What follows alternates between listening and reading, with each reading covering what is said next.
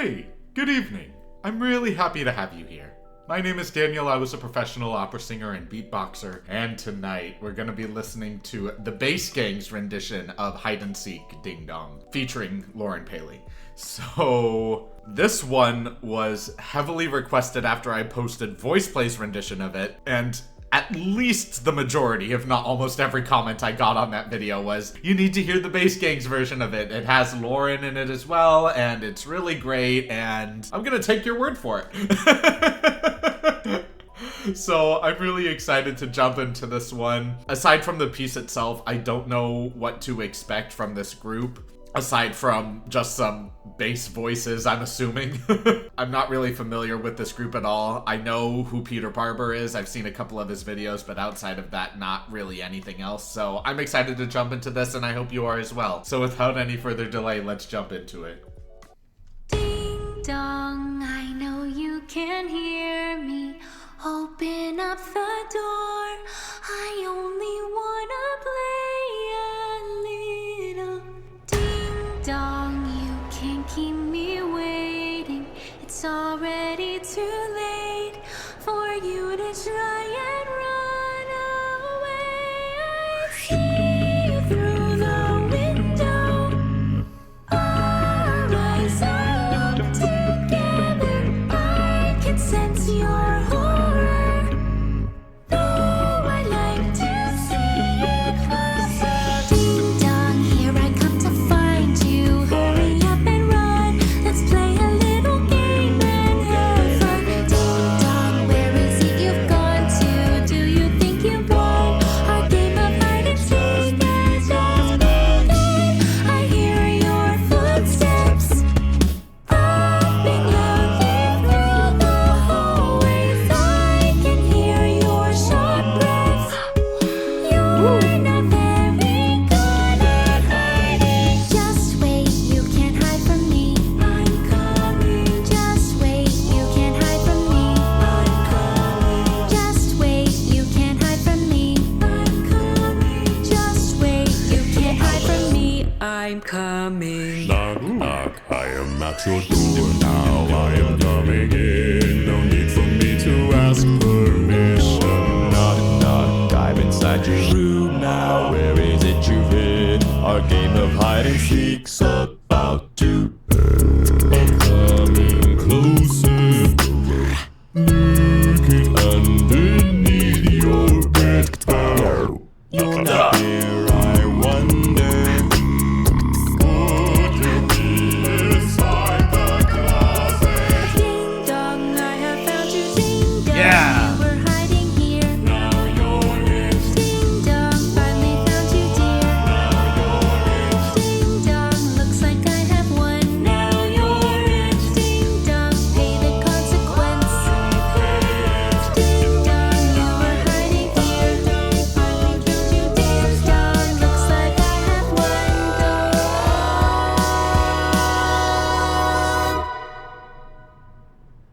Ding dong, Oh, I know you can hear me. chills. Open up the door. I only wanna play a little. Yeah. Ooh, that was very fun. The aesthetic of it felt very much like Night of the Living Dummy from Goosebumps.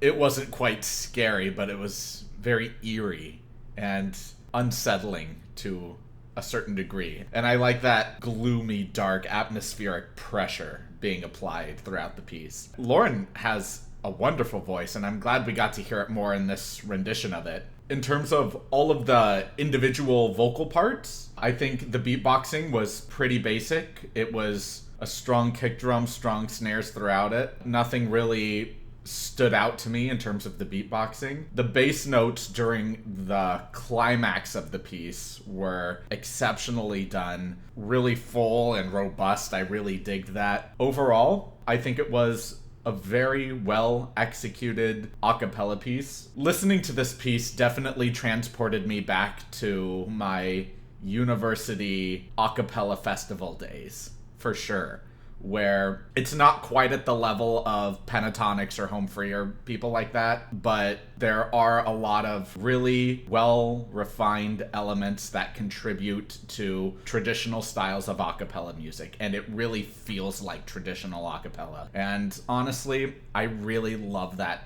feeling, that sensation. So I'm just excited to go back into this analysis just to kind of embrace this nostalgic feeling again. So let's do that. Ding dong, I know you can hear me. Open up the door. I only wanna play a little. Ding dong, you can't keep me waiting. Yeah, this is really good cinematography here. Just having her be eerie yet unassuming from behind the door. And then after I only want to play, all of a sudden it becomes more intense, and these thumps that begin the phrase become not necessarily louder, but they strike harder. So the fact that she's considerably bigger in this next shot, and her face went from this eerie smile into a more serious expression, it adds a more sinister atmosphere. It adds more of that Night of the Living Dummy goosebumps vibe, like I was mentioning. So I love this haunting effect, and I definitely see how that's very different from Voice Plays, who's more whimsical and charming. This definitely feels much more eerie and dark. Yeah, I really dig it. It's already too late for you to try and run away. I see you through the window. Our eyes are locked together. I can sense your hope. Yeah, and just the way that all of the basses here are structuring these arpeggios really well. Just having the harmonies broken up and dispersed while Lauren delivers this haunting melodic line. It's well structured, and I dig that a lot. It doesn't feel sloppy.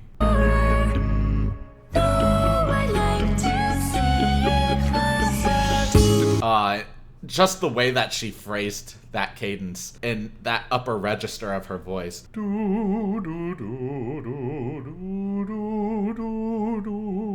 And just having her smile throughout that makes the vowels very bright and intense, and the brighter they are, especially in this haunting atmosphere, the more chilling it is. It's essentially like Joker in the Batman. When he's smiling, you know that you feel this unsettling feeling. But why? Smiles are typically very warm and very welcoming. Well, that's the point. It's the context of the smile. And the more that she smiles, especially creating these brighter vowels, bright vowels typically reflect warmth and good vibes, typically. It's really great how they understand this and manipulate it as best they can to their advantage. It's really well done here.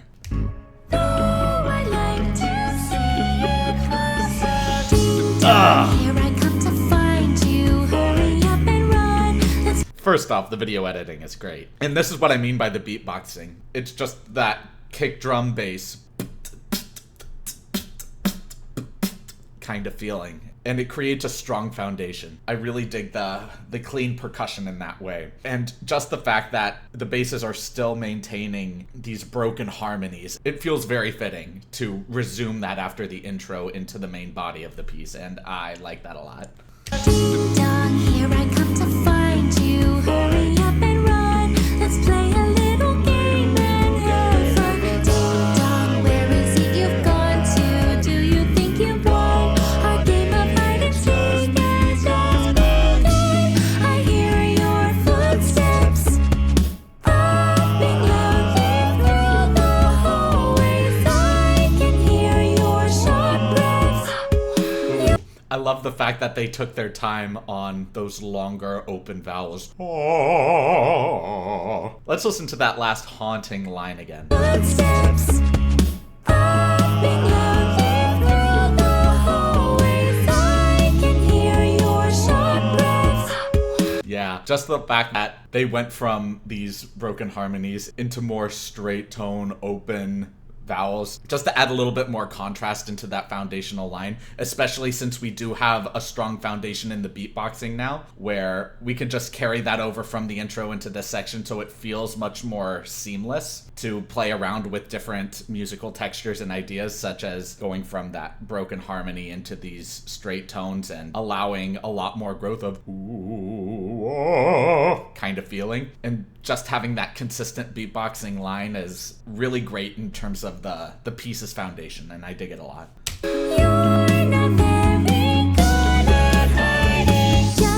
Just the way that she executes these striking and chilling straight tones way up in her head voice. And there's a certain element of her voice in this register that feels like it doesn't sound shrill, but I clench like it is. And I want to say it's a certain level of her breath and the straight tone and the way that she's phrasing the cadences that just feels so, that just make my body clench, you know? It's really great. But all of the guys here look wonderfully terrifying.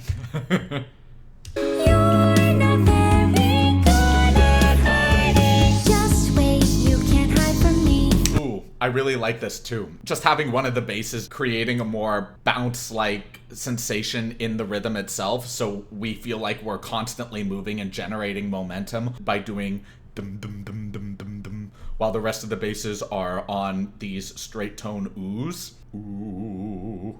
And having both of those textures gives us a feeling in our body like we get the ghosts floating, but that we're also running with the dum dum dum, and it feels kind of like a real chase scene just because of the way that the music is written.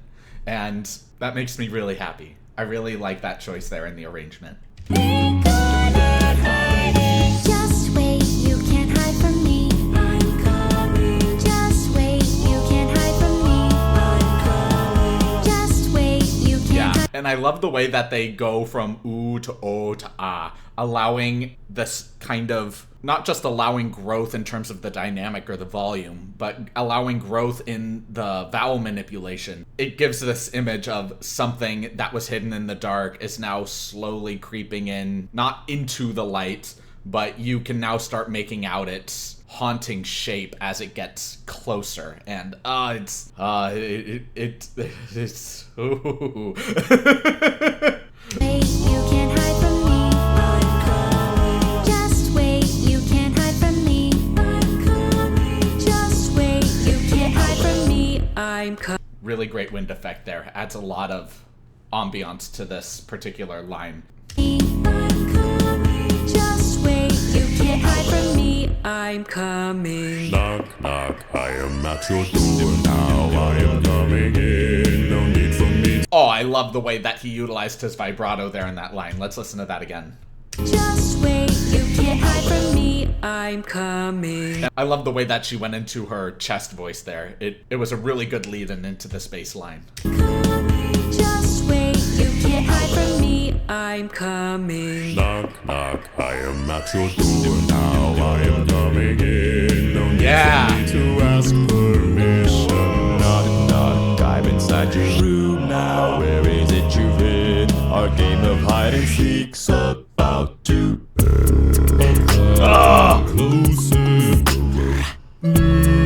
Yeah, there we go. Now we're getting into more, not extremely technical, but it's a slightly more technical beatboxing here, which is really nice to hear. It's not just the traditional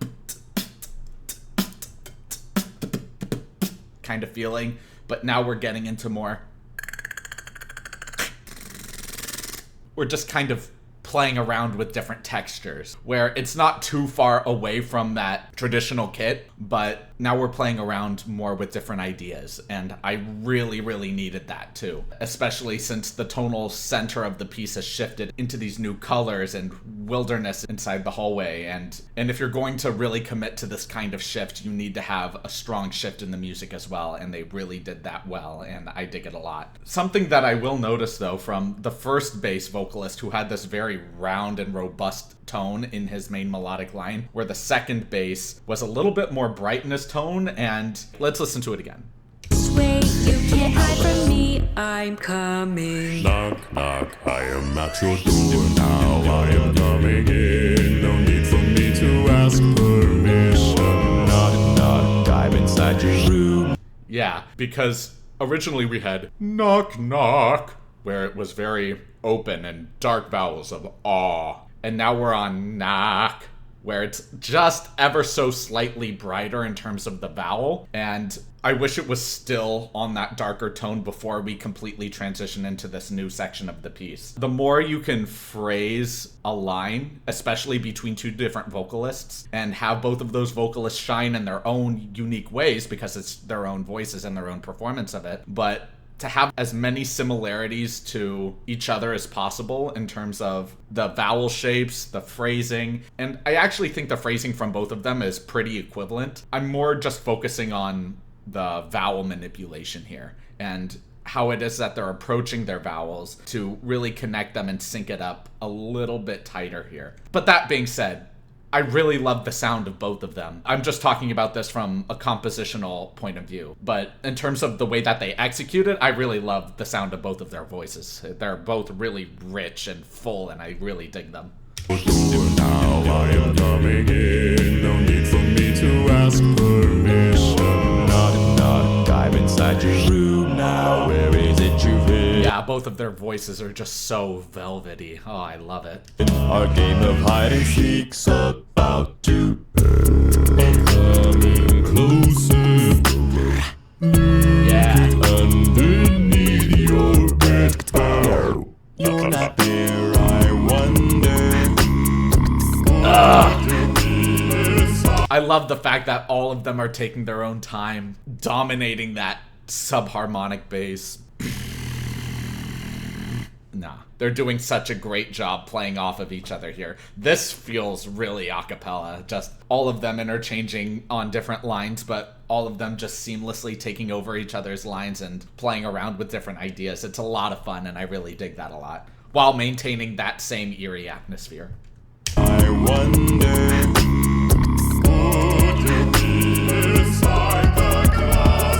I like how big and operatic that sounded. But also something else that I really like is throughout most of the beginning and middle sections of the piece, we had that basic drum kit like I was mentioning with the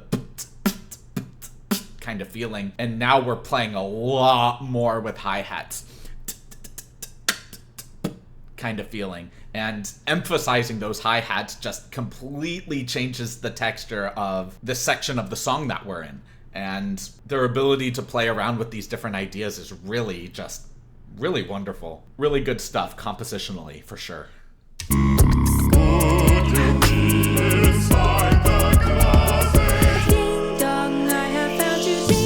Really great key change here. I love the fact that that key change just felt very smooth. It was very obvious and it was very intentional to be very direct.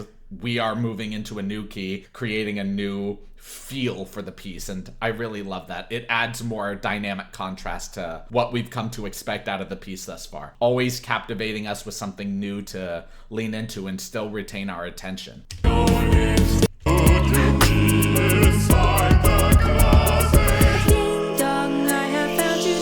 Yeah.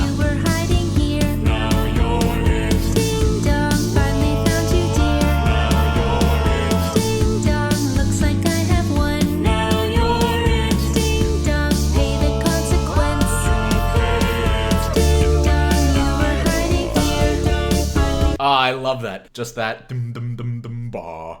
Just like I was mentioning earlier with those dums versus the ahs, allowing this kind of floaty sensation while running at the same time. Now we're getting all of that compact into one vocalist while all the other vocalists are generating this more intense and thick atmosphere that feels like we're running through a very dense fog. And I love their atmospheric builds. This entire piece just has this very intense pressure, just all consuming, and it's so good. The way that this piece is written is excellent, honestly. Yeah. Oh, great retard here.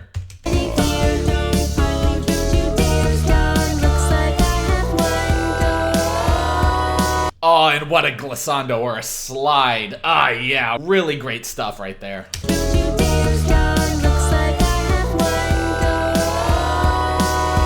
And that, yeah, the arrangement of this is so excellent. And the reason why is because of the retard, now we can really lean into this slide and make that as discomforting as possible. But then come back into this really strong harmony, which is both satisfying yet eerie, where we're not really taken out of the piece at all. But because of the retard, we can take our sweet freaking time sliding into this new harmony. And within the slide come a lot of dissonances and creepy overtones where we just clench at the thought. Like, let's listen to this again.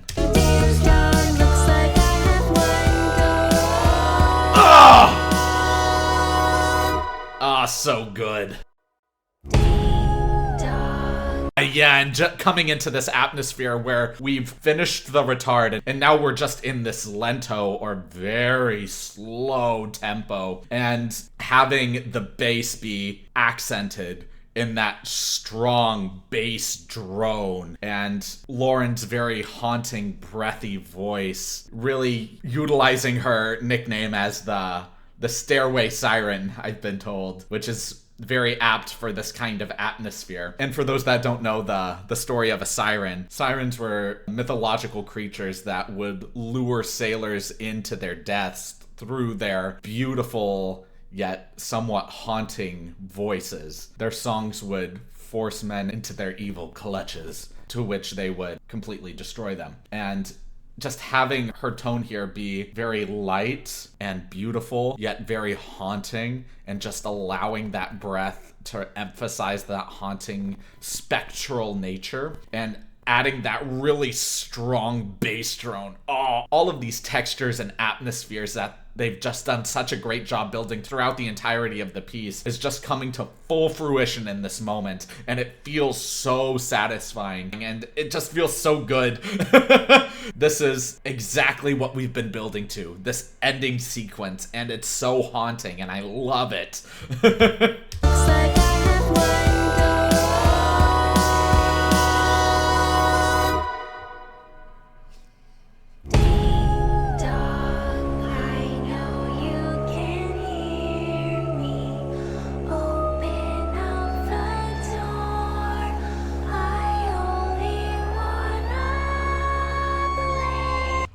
Just the way that she approaches those very high notes. It's so beautiful and haunting, especially since her leading melodic line also maintains that same breathy quality. Oh my gosh, it feels so constricted and I clench at this and I love that.